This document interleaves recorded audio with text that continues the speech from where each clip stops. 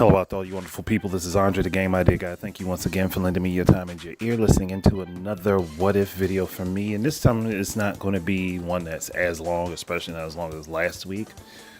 Just because this is an extension of my video from last week. And there's just a couple things that I kind of forgot and left out that I meant to add in as far as like story bits go. And then there was also some gameplay elements that I think I would really like to have added into Street Fighter that I think would help with some of the balancing that goes into the game as far as like, you know, how players play against each other. I mean, it's not going to perfect it or anything. I know that much for sure, but it could help in a variety of different ways.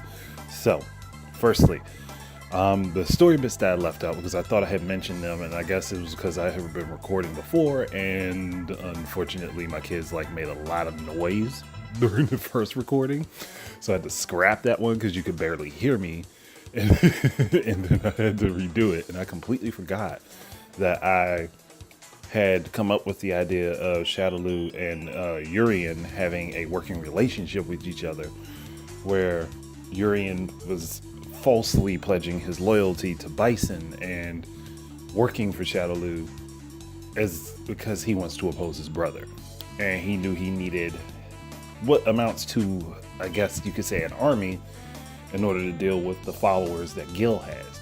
So he got himself in good with Shadaloo and took the second ranking position where Sagat used to be. It's because he's not there anymore, obviously, because he's gone off and done his own thing. He's not the villainous character anymore, obviously. So, that said, Urien has used his position and prestige to get himself, again, it's a second in command at Shadaloo, and just say he did so fairly quickly. And to the point where it made Juri very suspicious, and she's like keeping a close eye on him. Like, she's not making any moves against him or anything, or planning anything against him just yet, but she's watching him because, you know, people that like to stab each other in the back kind of watch each other because they're both planning the exact same thing. So, I mean, I would make it at some point that where Juri and Urien actually start working together. Like, but in the interim, at the beginning of it, Juri is very cautious of him and watching him. It's like, I'm going to keep an eye on this dude just in case things go down because I don't want to be screwed over. So like, she can give a crap less about Bison. But that's how that works. And yes, he communicates with Bison while Bison is Killer B, taking over Cammy's body and stuff like that. So that's how they work things out. Like, he gets his like whatever information he needs out of him. Like, and if he can't get it out of Bison, then obviously whatever researcher or whoever Bison has on whatever job is giving him information while he's inactive. So that's that. Like that was a key detail I meant to have put in there.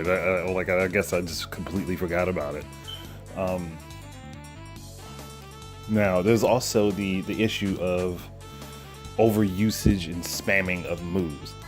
Now, for me, and the suggestion was made to me to say something similar to Eternal Champions, like stamina gauge, where you can't, like, you run out of the ability to use your special moves for a certain amount of time, and it forced you to have to work on fighting up close, which I'm okay with a similar concept. I don't want to use that exact concept because I don't mind special moves being used. Like, my problem is the overusage of projectiles. Now, when projectiles are constantly thrown, that can be a problem. Not because it's a cheap way to win or anything, because I don't really care. It's the fact that it breaks the flow of a fight. Like, it really breaks the flow of a fight for you to keep doing it. And for me personally, having played Marvel vs. Capcom 3 and having somebody rain projectiles down on you non-stop when you're only using close range characters and you only lose because of a time constraint. Yeah, that's why overusage of projectiles would have to be penalized. And yes, I know that is a very personal reason, but it still would go to a degree to help a lot of other people too. So that was why I was thinking about it. But when I go ahead and come up with this, I was thinking that every time a character does 3 projectiles in a row, they're like, just say like, because your characters obviously, in order to shoot projectiles, they have to harness ki, and ki is life energy in a sense. So after 3 projectiles in a row, like consecutively, or like, oh, not saying consecutive, let's just say after 3 projectiles within like a 15-second time frame, your character's no longer able to throw any, and they have to have a cooldown period, which I would say is a 15-second cooldown period. During this time period, your physical attacks are weaker, again, because your character literally has less energy in their body, so they can't hit as hard, they can't strike as hard, they can't do as much damage. On top of that, they take more damage, and when even in defense, they lose a little bit more health if they're blocking special moves, all simply because of a lack of ability to fully harness ki. Now, if this were to happen with super moves, we'll increase the time limit to 20 seconds. But all the same conditions apply.